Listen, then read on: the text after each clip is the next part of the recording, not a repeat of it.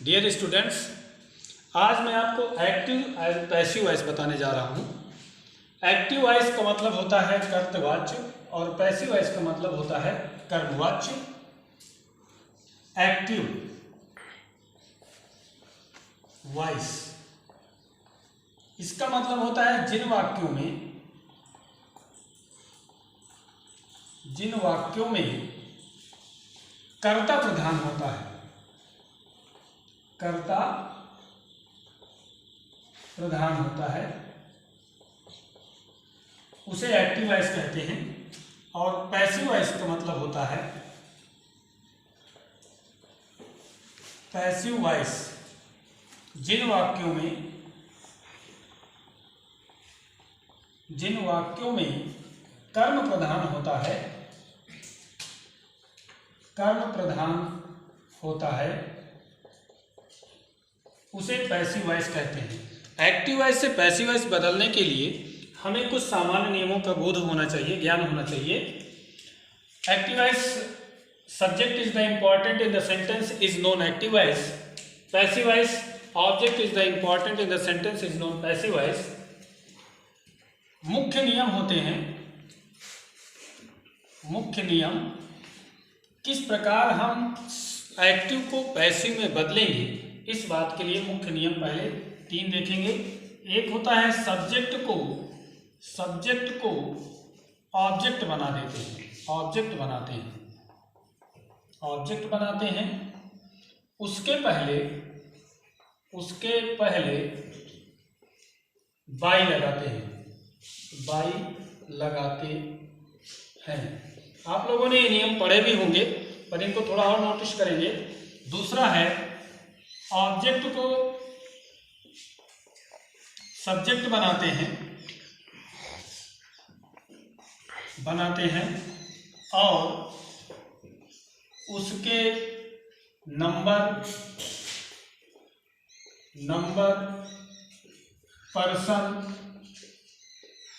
Person और tense के अनुसार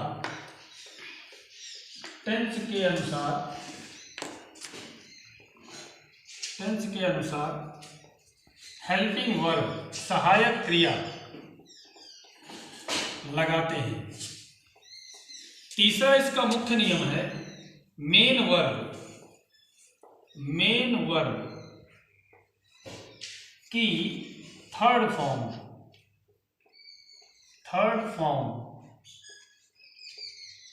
का प्रयोग करते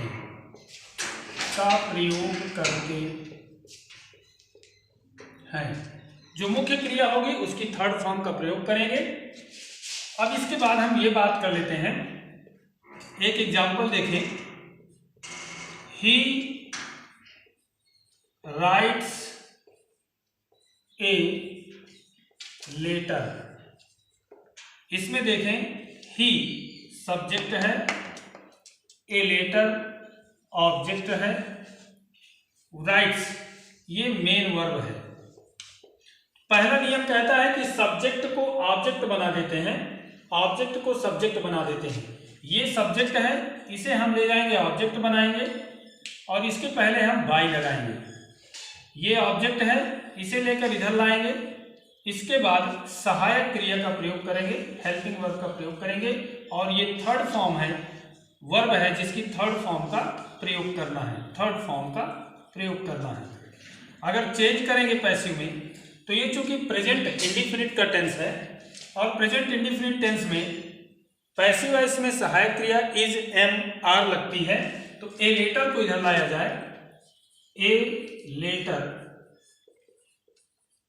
लेटर के साथ इज लगेगा, ए लेटर इज। अब इस मेन वर्ब की थर्ड फॉर्म को लगाना है, तो राइट की थर्ड फॉर्म होती है रिटेन।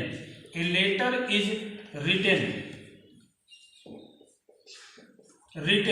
अब लगा देना है हमको by. A letter is written by.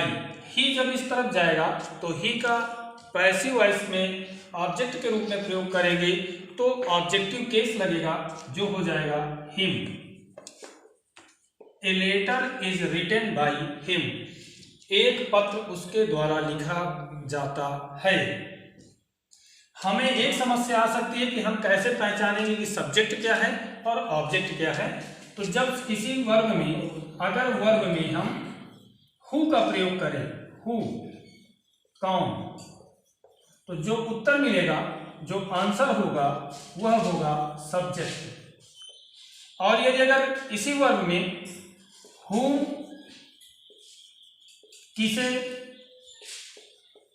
या what, क्या, ये प्रश्न करते हैं तो जो उत्तर प्राप्त होता है वह ऑब्जेक्ट होता है। वह क्या होता है? ऑब्जेक्ट होता है। whom से किसे या किसको निकलेगा जिसमें इनडायरेक्ट ऑब्जेक्ट मिलेगा, और व्हाट से क्या होगा जिसमें डायरेक्ट ऑब्जेक्ट मिलेगा। इस तरह हम पहचान सकते हैं कि कौन सा ऑब्जेक्ट है और कौन सा सब्जेक्ट है।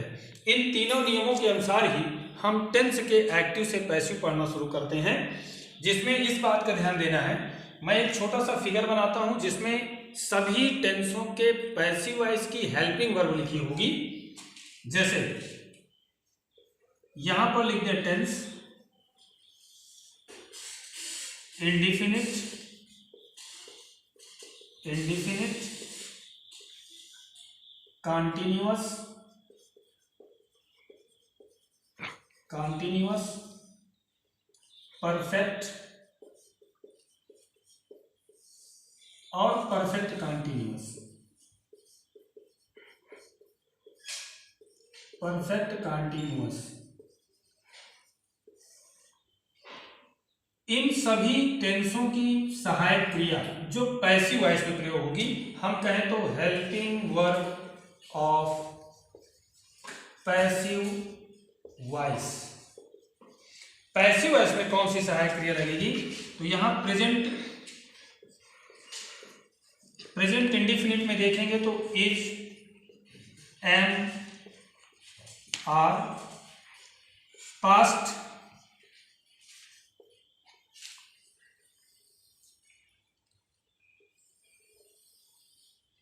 पास्ट की वाज और were. Future indefinite, future indefinite देखें तो विल बी और shall be, shall B.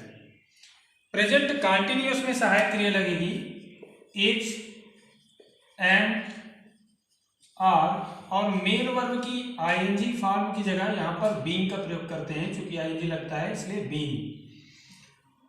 Past continuous में वाज, वर्ब प्लस बीइंग।